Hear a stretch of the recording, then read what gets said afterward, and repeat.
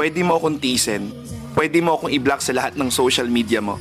Pwede mo akong baliwalain na parang hindi ako nag-e-exist. Pwede mo ako itanggi sa lahat ng magtatanong sa'yo. Pwede mo din sa akin isisi lahat ng nangyari kung bakit nagkaganito at bakit nagkaganyan. Pero hindi mo pwedeng ikaila na isa ako sa mga taong umunawa sa'yo nung halos wala nang umiintindi sa'yo. Isa ako sa pumiling mahalin ka ng buo kahit sa panahong hindi ka kamahal-mahal. Isa ako sa mga taong paulit-ulit na piniling magstay sa tabi mo. Nung oras na pakiramdam mo, iniwan ka na ng lahat. Isa din ako sa mga taong piniling unahin ka kesa ang sarili. At hindi mo kasalanan yun kasi choice ko yun.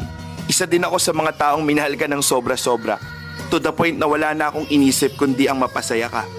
Lubos ako nagpapasalamat dahil sa mga oras na pinili kita, kapalit ay kasiyahan ng aking puso.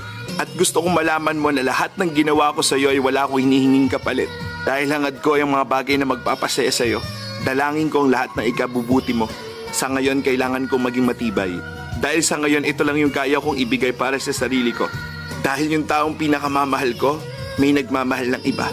Masakit man para sa akin na sabihin to, pero sana maging masaya kayo sa relasyon nyo.